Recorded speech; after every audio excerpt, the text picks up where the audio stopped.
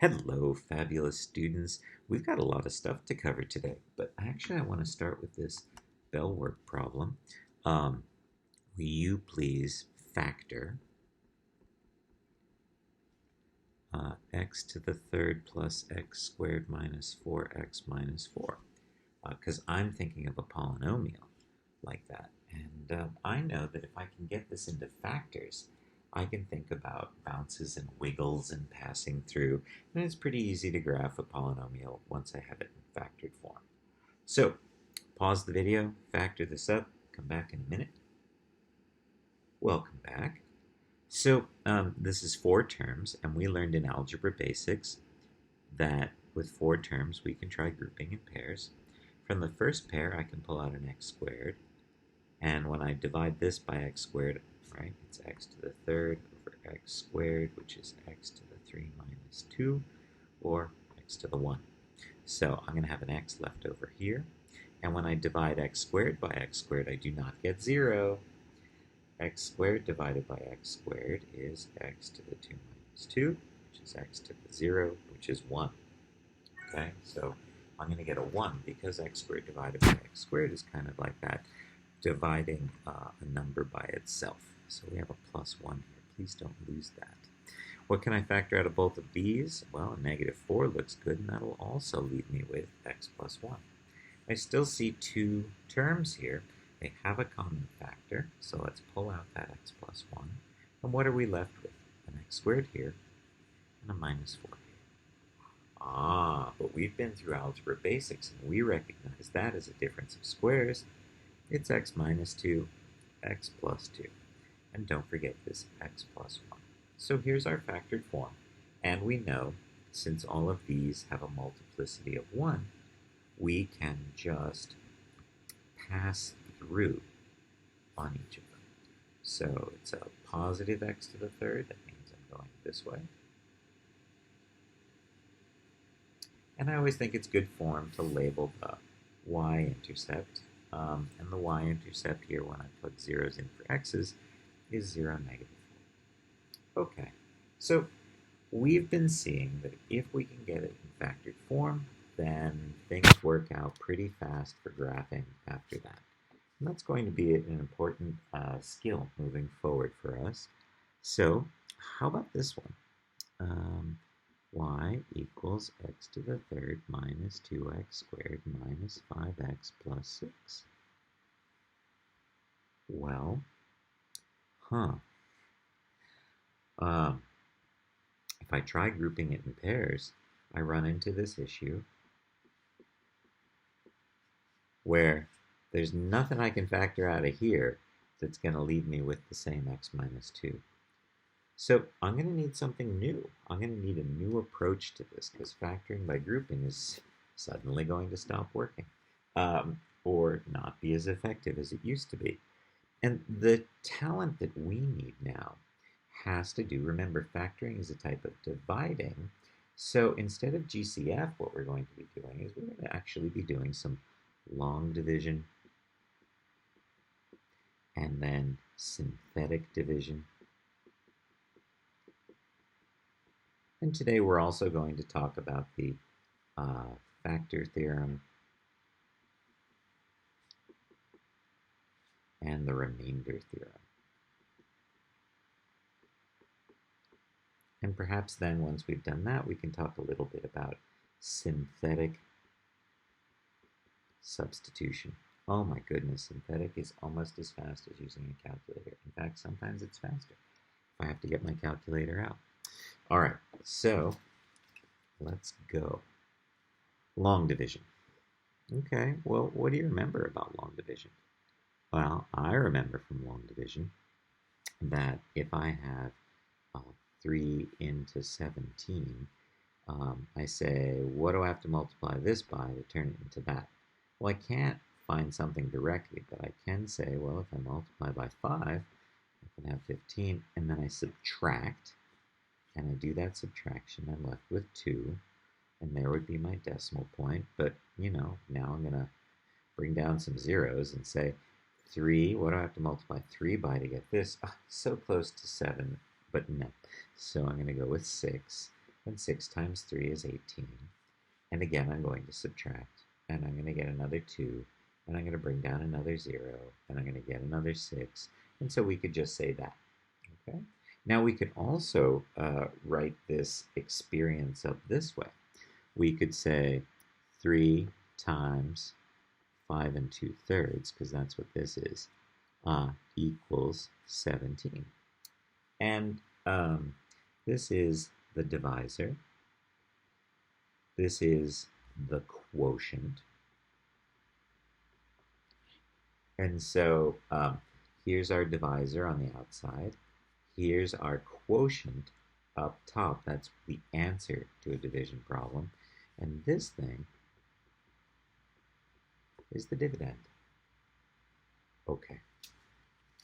So how does this work in polynomial land? Well, we're going to get problems like this. X to the third minus x squared minus x minus 2. And we're going to be asked to divide that polynomial by x minus 2. Okay, so I do x minus 2. And I've got x to the third minus x squared minus x minus 2 here. And then I say, well, what do I have to multiply this by to turn it into that? Well, I got x to the first. I want x to the third. I need a couple more x's. So I'm going to multiply by x squared.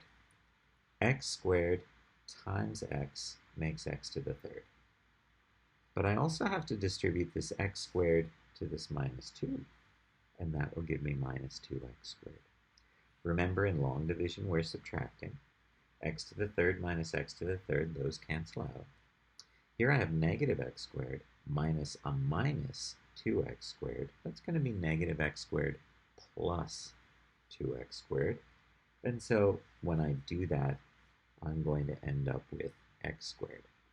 Don't forget to bring down this minus x. What do I have to multiply this by to turn it into that? Oh, just plain old x. And then I have to take that x and distribute it to both of these. Most people are comfortable finding this, like what do I multiply this by to turn it into that?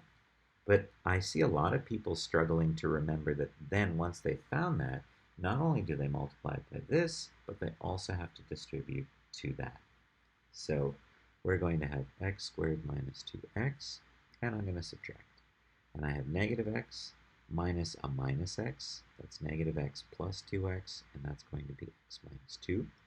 And what do I have to multiply this by to turn it into that? Well, just a 1. And so I get x minus 2 with 0 left over. All right, so we could say here that x to the third minus x squared minus x minus 2 is equal to x minus 2 times x squared plus x plus 1. So we can think of this as, if we were to FOIL this out, we could get to that. In fact, on a test, if you wanted to check your long division, you could, in fact, multiply the divisor times the quotient and see if you get back to your original one. I probably wouldn't do it on homework assignments, but I would maybe think about taking the time to do that on a test. So, how about your turn to practice one? So let's take a look at this one. We've got 2x squared plus x minus 3 divided by x minus 1. Okay, why don't you pause the video, give this one a try, come back when you're done. Well, yes, it's true. I did give you something, I believe, that you can factor. And so there's that one. And so this should be our quotient when we do the division. Let's see if we can get that. So we've got x minus 1 and 2x squared plus x minus 3. What do I multiply this by to turn it into this? A 2x. And then I have to distribute that 2x to each of these. So I'm going to have 2x squared minus 2x. And I subtract. And I have 1x minus a minus 2x. Minus a minus is plus, so I've got 1x plus 2x That's going to be 3x. Don't forget to bring this down. What do I multiply this by to turn it into this? Positive 3. Don't forget to distribute that 3 to each of those, and you end up with 0. Well, that's great. And I notice we end up with 0 a lot. Do we always end up with 0? That's interesting. Let's continue to think about that. Okay, how about this one? 4x to the third minus 7x plus 8 divided by 2x minus 1. There's our polynomial. There's our divisor. What happens? Well, be careful here. Look, we see x to the third. We see x to the first. Do you see any x to the seconds in between that x to the third and that x to the first? No, huh? Well, guess what? If you don't put in a 0 placeholder, and thank you, the mighty Arab contribution to mathematics, the Arabs have invented 0, and now we can use 0 placeholders. No, really, it was really huge deal, because if you saw 142, you might think 142, but it could also have been before 0 that the number was this, because there was no 0 placeholder. Made things much more challenging. So yeah, thank you, Arabian contribution. Okay, so we need a 0 placeholder. So I'm still going to start with 2x minus 1 on the outside, but on the inside, I'm going to have 4x to the third, and then I'm going to have a 0x squared. And it doesn't matter if this is a plus 0 or a minus 0, because it's 0. And then we're going to continue with our minus 7x and our plus 8. I will say a lot of students, whether it's on homework or on CFAs or on tests, forget the 0 placeholder. So you might want to put a note in your notes about, hey, don't forget the 0 placeholder when you need one. Okay, so what do I multiply that by to turn it into that? Well, I multiply 2 by 2 to get 4, and I multiply by x by, I want x to the third, so it needs to be x squared, so 2x squared. And then I'm going to distribute that 2x squared to each of these. I'll have 4x to the third minus 2x squared. Don't forget, with long division, we're subtracting. And so now I've got a minus 2x squared, which is positive 2x squared. And don't forget to bring this down. What do I multiply this by to turn it into that? Well, that's going to be just x. And then distribute that x to each of these. So I've got 2x squared minus x, and I subtract. That's going to give me negative 6x plus 8. So what do I multiply this by to turn it into negative 6? It looks like negative 3 to me. And I get negative 6x plus 3. And then I subtract. I end up with, oh, I didn't get a 0. Huh. I wonder what that's all about. So remember when we did 17 divided by 5, and we ended up with 3 with a remainder of 2? Well, there's our 3, and there's our remainder of 2. And we can represent this in a number of ways. Our textbook likes you to do it this way. Divisor times quotient plus remainder, because they want you to be able to get that experience of, well, I can FOIL these out, and if I add that remainder, I'll get back to my original polynomial. That's one way. Kids coming out of Algebra 2, they rarely think that that's a good idea, and they say instead we should be writing 2x squared plus x minus 3 plus 5 over 2x minus 1. And so that's one way to write the quotient, the result of doing this division. Notice the 5 over the divisor. That's kind of like when we're doing 5 into 17, and we say, okay, that goes 3 times plus the remainder over the divisor. So we're using that same knowledge, that same structure, that same algorithm that we used in regular long division. We're just doing it with polynomials. All right, So I think that one of the best things about long division is that you can use it in situations like this. X to the third minus 3x squared plus 4x. Oops, sorry, wrong line. Try it again.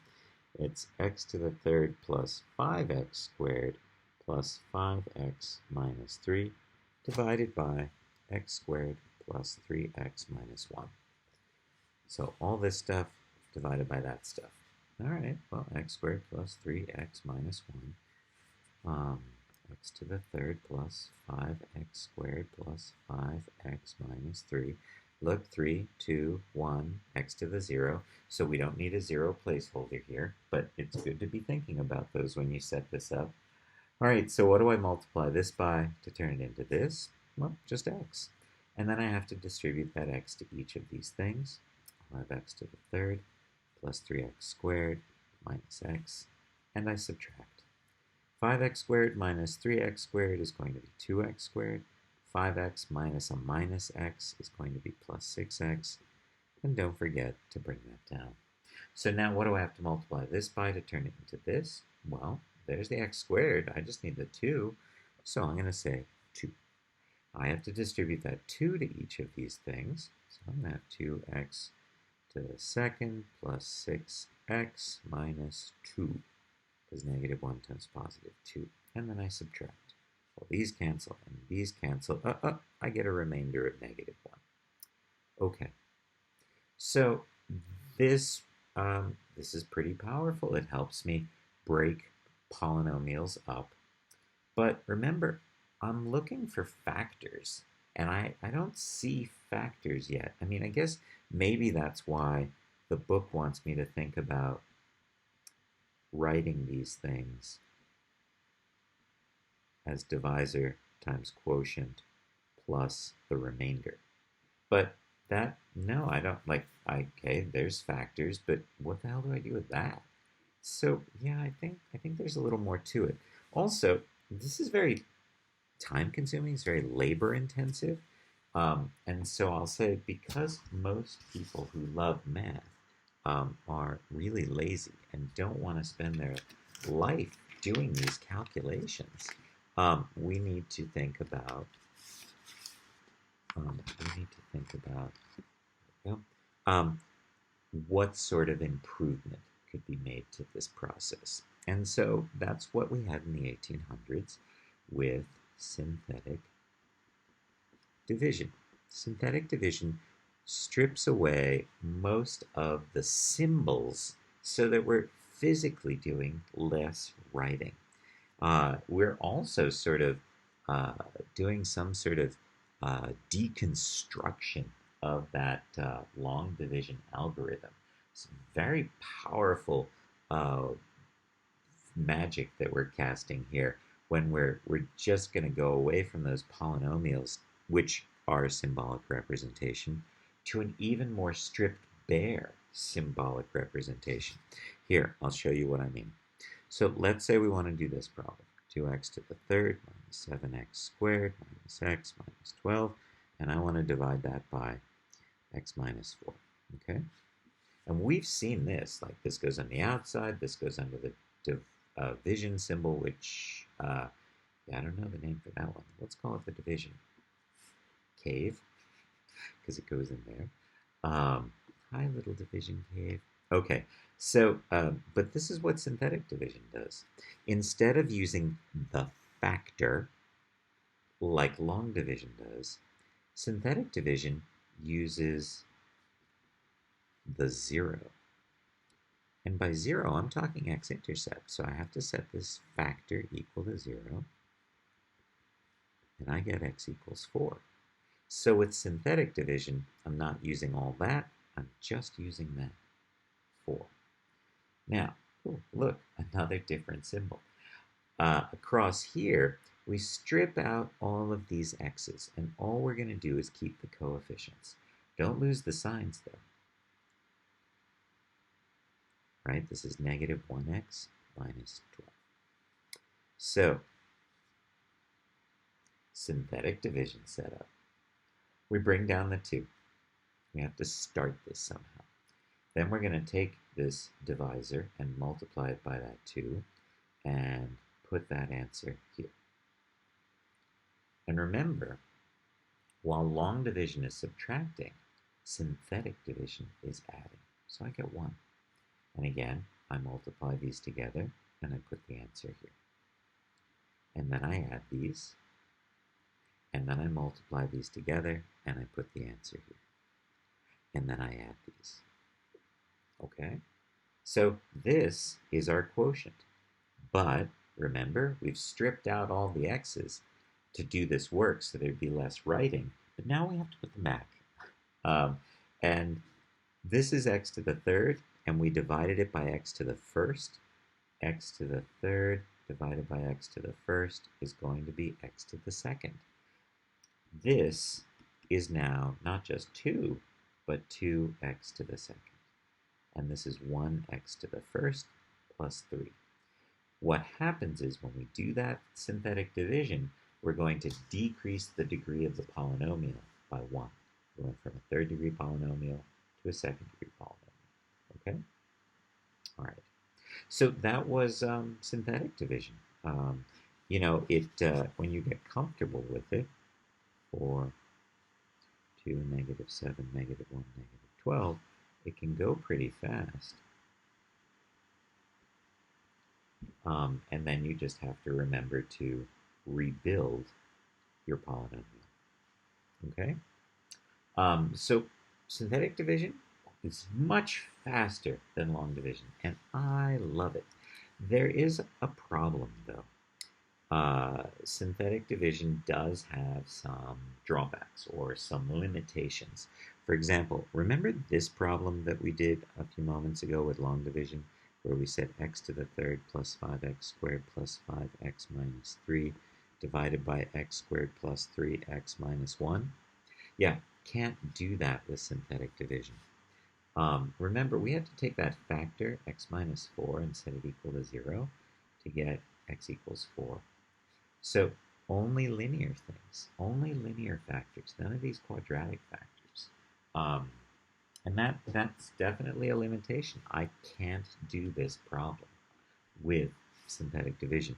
If I could factor this, I could do synthetic division with those factors into this, but not directly like I can with long division. And so that's a drawback. The second thing is this sort of situation. Remember this problem? 4x to the third minus 7x plus 8 divided by 2x minus 1. Okay, so that. See how there's a coefficient there? Yeah, that's going to be an issue for us. Because, remember, when we do synthetic division, we're thinking about not this factor, but the 0. Okay, so I'm going to have a 1/2 out here. Ooh, this was the problem with the 0 placeholder. All right, so thank you, Arab Empire. We appreciate your contributions. We got a 4, 0 placeholder, because no x squareds, minus 7, and then a positive 8. Okay, we'll bring down that 4. We'll multiply by a 1/2. 4 times a 1/2 is 2. We add these. We multiply by a 1/2. 2 times a 1/2 is positive 1. We add these. We multiply by a 1/2. We get negative 3. We put that there, and we get 5. Hey, wasn't 5 the remainder when we did it with long division? So what I see here is we have to drop our quotient down 1 degree from where we were. We were at 4x to the third, so this must be 4x squared plus 2x minus 6, and then this is our remainder. So we've got over 2x minus 1.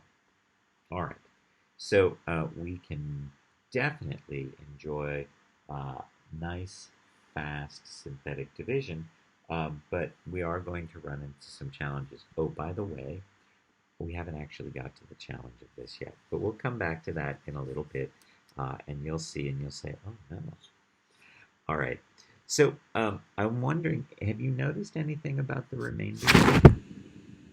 Do you have an inkling? Do you have an idea? Here, let's try an experiment. We just did 4x to the third minus 7x plus 8, and we divided that by 2x minus 1. And let's say that this 4x to the third minus 7x, 7x plus 8 is f of x. Hey, will you tell me what f of 1/2 equals? Yeah, I hate you, Mr. Group. I don't want to put fractions in here. Okay, so 1/2 cubed minus 7 times 1/2 is 8. Well, 1/2 cubed is 1/2 times 1/2 times 1/2, or 1/8. So I have 4 times 1/8 minus 7 halves plus 8. And I think this is the perfect time for us to have a common denominator. Since I have eighths here, I'm going to multiply by 4 over 4 here, and by 8 over 8 here, so that I can have a common denominator of eighths. So 4 eighths minus 28 eighths plus 64 eighths. So 68 eighths minus 28 eighths is going to give me 40 eighths, or, hey, we've seen that number before. Wasn't that number the remainder from when we did that division? Oh, that's powerful. Because look, see all this work? See how uncomfortable and long and how fraught with opportunity for mistakes that was? Well, instead of evaluating this function by plugging the 1/2 into each of the x's, we can instead do synthetic division. So, 1/2, 4, 0, negative 7, 8, 4, 2, 2, 1, negative 6, negative 3, 5. That remainder, that's so much faster than plugging that 1/2 into each of those x's and then playing with all those fractions. And you know what this is called? This is called synthetic substitution. And it is so much faster than plugging that fraction into each of those. Curiously, though, even though this is so much faster, and you would think, oh my god, I'm never going to forget that. I need that all the time. By the time we get to the polynomials unit test, many people will have completely forgotten what synthetic substitution means. And therefore, they leave the problem blank on the test. Or they take this and they plug it into all the x's, and that's not synthetic substitution, so they don't get any points for that. Okay, so let's think about synthetic substitution here. Let's do another one. What about if we've got f of x equals x to the third minus 2x squared minus 5x plus 6. And let's say we want to know what f of 3 is. Again, I'm not going to plug a 3 into each of those x's. No. I'm going to use synthetic substitution. So 3, 1, negative 2, negative 5, 6. Remember, synthetic division just uses the coefficients. I bring down the 1, I multiply, I put the result here, I add, I multiply, I put the result here, I add, I multiply, I put the result here, I add. Well, wait a minute. Now we got a 0. What does that mean? It means that f of 3 equals 0. We've seen this before in our functions unit. What was this a sign of? If I plug in a number and I get out a 0 from the function, That's a y value. That's an x value. 3, 0. Isn't that some kind of intercept? Is it a y-intercept? No, a y-intercept would be a 0x. It's not a y-intercept. This is an x-intercept. Oh. So when my remainder is 0, I just found an x-intercept on the graph. Which also means that this 3, if I turn that 3 into the factor x minus 3, then that's going to be one of the factors of this polynomial. Wait, and here, x squared plus 1x minus 2. Oh, that's a factor of that polynomial. And look, this is something we can factor. We knew how to factor this in Algebra 1. This is going to factor as x plus 2, x minus 1. Wow. It may not yet have sunk into you. Here, let me show you what I'm seeing.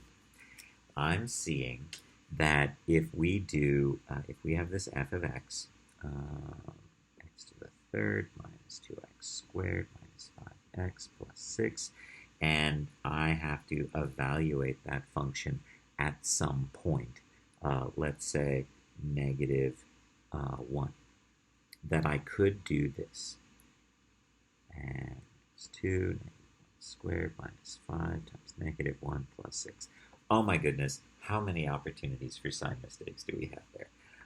But we would get a number, right? So we're going to get negative 1 minus 2 plus 5 plus 6. And that's going to be 11 minus 3, or 8. Okay? And that took some time. But then we understood that we could do synthetic substitution. Break down the 1, multiply, add, multiply, add, multiply, add, and get that value. And we then understood that f of negative 1 equals 8 is a point on f of x. This is an ordered pair from the graph, negative 1, 8. So with our synthetic substitution, we can evaluate the function at a given point. But wait, by the way, that has a name. This synthetic substitution to come up with that 8, this is the remainder theorem.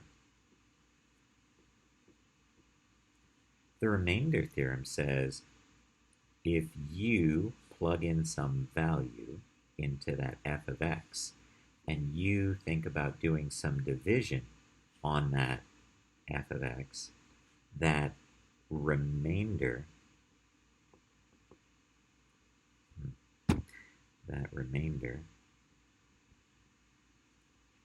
is going to be the y value for that x value. Okay? So the remainder theorem says that the remainder from synthetic division, it's also true for long division, synthetic division is the y value when x equals c. And that's kind of cool. That allows us to do the synthetic substitution. But then we saw if we took that same polynomial, x to the third minus 2x squared minus 5x plus 6, and we did some division by the factor x minus 3, so 3, 1, negative 2, negative 5, 6, 1, 3, 1, 3, negative 2, negative 6, 0. When the remainder is 0, that tells us that f of 3 equals 0, or that we've got the ordered pair 3, 0, or when the remainder is 0,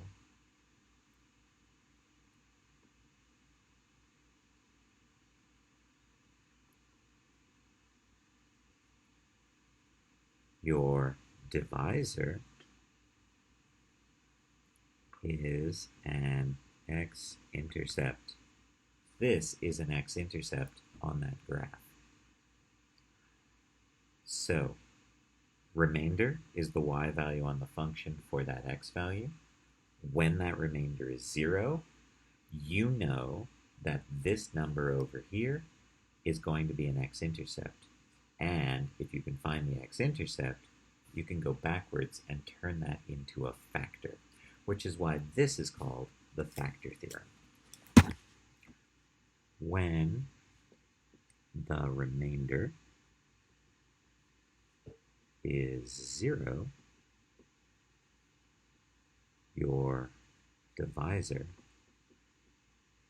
is an x-intercept. If we were talking about doing this with long division, then your divisor is a factor. It's certainly not a lot of work to go from an x-intercept into factored form. If I know that x equals 2 is an x-intercept, then I can say x minus 2 is going to be my factor. Okay? So this is the factor theorem. It's a subset of our remainder theorem. It's a special case for our remainder theorem. When the remainder is 0, we know we found an x-intercept in synthetic division, or we know we found a factor in long division.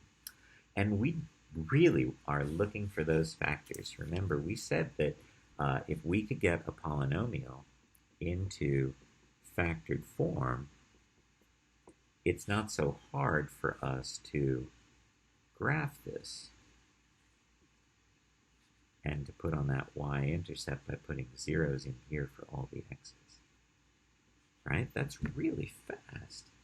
So where did that start? Well, that was this polynomial.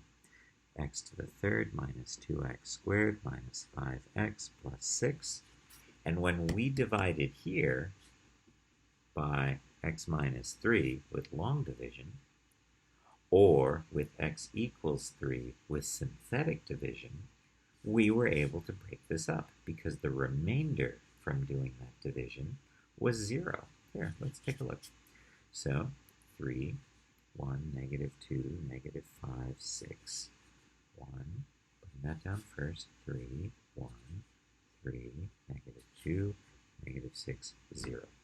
What polynomial is this? Well, we started with x to the third. We divided by x to the first, so now we're down to x to the second plus 1x minus 2.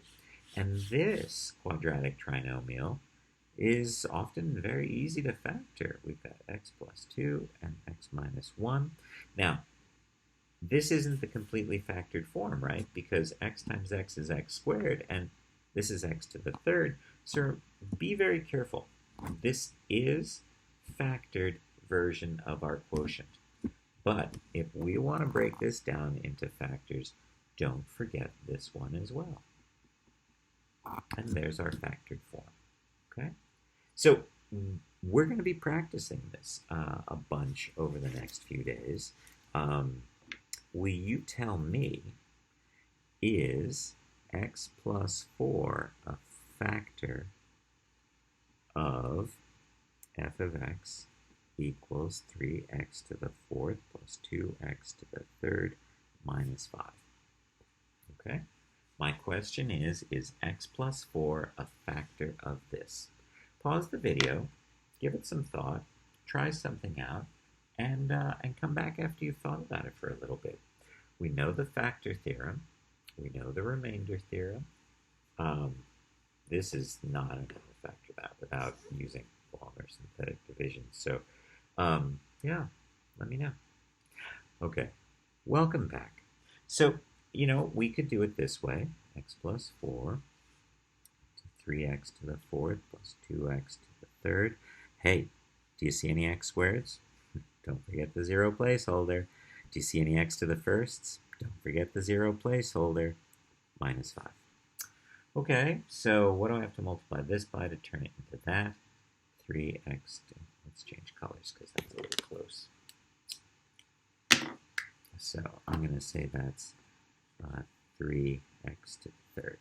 And then I distribute that 3x to the third to each of these. third. Okay. And remember, with long division, we subtract. So we have minus 10x to the third plus 0x squared. Okay, what do I multiply that by to turn it into this? It's going to be a negative 10x. Don't forget to distribute that negative 10x back. Minus 40x squared. And then, because this is long division, we have to subtract. And we end up with 40x squared. Oh, bring down that placeholder. 0x. And then what do I multiply this by to turn it into this? Well, that's 40x. And so we're going to have 40x squared plus 160x. And then I've got to do one more round of subtracting. And that's going to bring me to negative 160x minus 5. What do I multiply that by to turn it into that? That's going to be negative 160. But wait a second.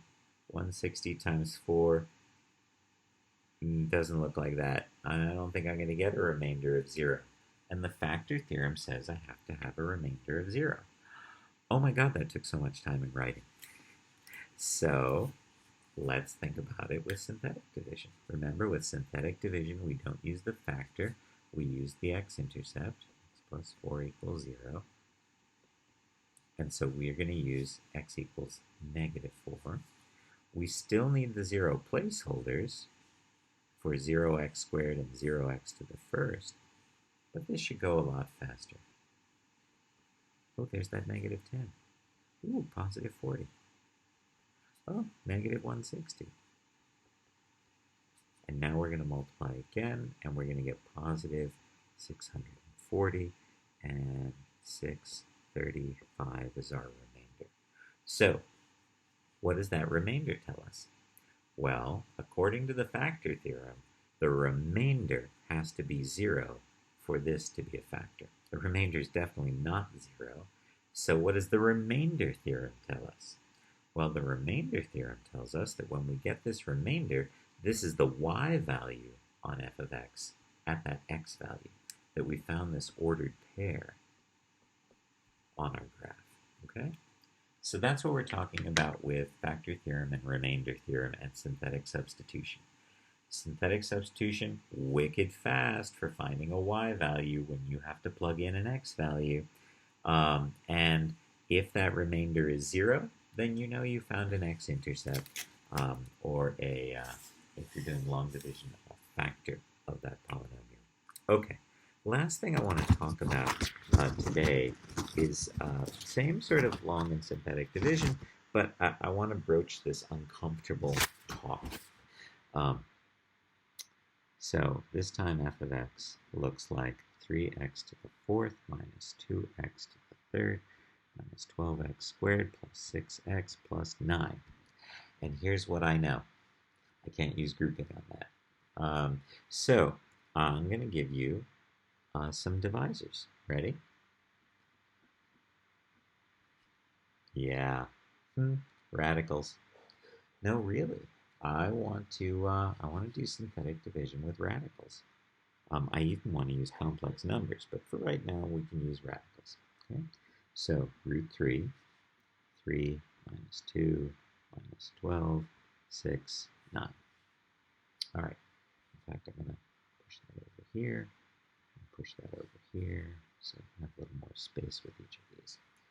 Okay, so synthetic division, multiply. This is not going to be root 9 because that's not under a radical. This times that is 3 root 3. And remember, we want to add here. Well, that's not going to be 1 root 3 because that doesn't have a root 3. It's going to be negative 2 plus 3 root 3. Yes, he did. And then I'm going to take this and I'm going to multiply it here. So what are we looking at then? We're looking at this. And I have to distribute. So negative 2 times root 3, negative 2 root 3. And then when I multiply that root 3 times 3 root 3, well, root 3 times root 3 is the square root of 9. The square root of 9 is 3. That 3 times this 3 is going to be plus 9. Whoa. Now, I have to add these. Now, that's got a radical, that doesn't have a radical, so I'm not doing anything with those, but these, minus 12 plus 9 is minus 3. And don't forget that minus 2 root 3. And now I'm going to take this root 3, and I'm going to multiply it here. So I'm going to have root 3 times negative 3 minus 2 root 3, and I'm going to distribute, and I'm going to get negative 3 root 3 plus root 3 times root 3 is 3, times negative 2 is minus 6. Okay, so I'm going to put that up here, negative 3 root 3 minus 6. And remember, I'm adding, not here, because this has a radical and this doesn't. But look, 6 and minus 6, they're going to cancel out, and I'm going to be left with negative 3 root 3. So then I'm going to multiply this times that and put the answer there. So root 3 times negative 3 root 3. Well, root 3 times root 3 is the square root of 9. The square root of 9 is 3. That 3 times this negative 3 makes a negative 9. And so our remainder is 0. So this is one of the factors.